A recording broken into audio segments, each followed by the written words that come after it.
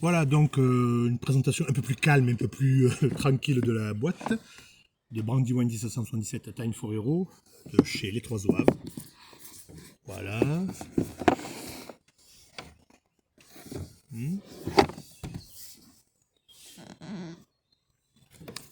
Le dos est en vert, je ne sais pas.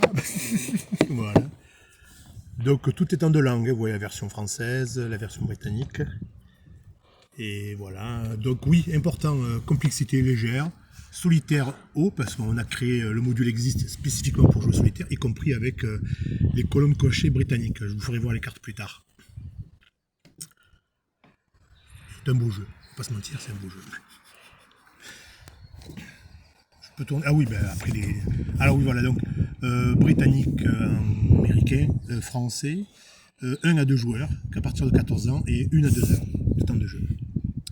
Là, vous avez la liste des composants, c'est plus joli là, vous avez les cartes, tout ça. Voilà, bref.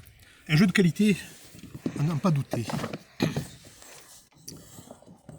Donc avec des participants, des prestataires comme Clem, plus connu sous le nom de Clément Sera, Ken, qui a participé au projet dès le début au niveau graphisme, et Wowin, ma fille, qui a fait les colorisations de la boîte et des règles du jeu.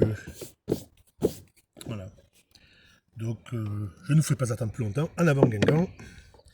Le paquet de cartes a explosé. Donc les règles, on va commencer par les règles. Hein?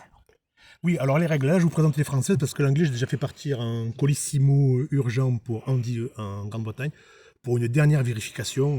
Voilà. Sans vous mentir, on a eu une dizaine de petites trucs à modifier, il n'y a pas grand chose. Donc là vous avez la table des matières.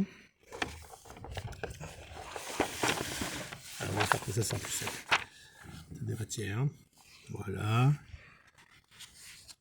Le glossaire. Mise en place, donc ça va être un peu modifié là, mais vous avez le jeu. Voilà, le matériel, setup. Après, voilà. Après, on attaque introduction. On a adopté résolument une nouvelle structure de règles par rapport notamment à Gettysburg. C'est totalement différent. Donc vous avez, c'est beaucoup plus illustré. Tous les cas sont repris.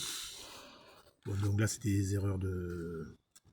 Ce sont des erreurs d'accord au pluriel, mais on a guéri, on a corrigé, on n'a pas 36.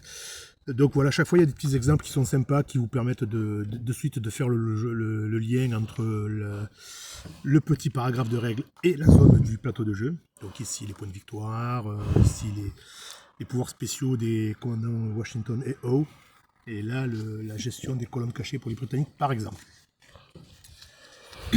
Donc description des mécaniques, séquences de jeu.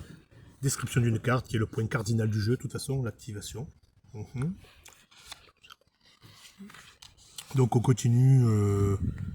Alors, il peut sembler qu'il y a beaucoup de pages, mais ça se lit très bien, on a envie de les lire. C'est une présentation assez jolie, très simple, avec la petite map en arrière-fond, et qui, nous espérons, a le.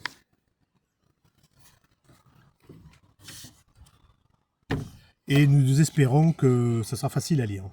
Et toutes les réponses y seront. De toute façon, il y aura une vidéo sur le jeu. Voilà. Donc on continue pareil, voilà. Quelques règles optionnelles. Notamment sur les pouvoirs spéciaux de certaines unités, les unités lourdes, légères et la milice américaine. Les pouvoirs spéciaux des généraux. Et là on arrive dans la section, on est toujours un peu dans les règles optionnelles, notamment les cartes événements et les cartes tactiques natives optionnelles. Alors cartes événements, c'est optionnel. Ça permet d'introduire une petite mécanique qui fait que à chaque début de tour, la première activation de chaque début de tour, donc, dans ce jeu-là, il y a des conditions qui affectent un petit peu les deux joueurs, donc ça peut apporter un peu de fun. Les cartes natives, oui, on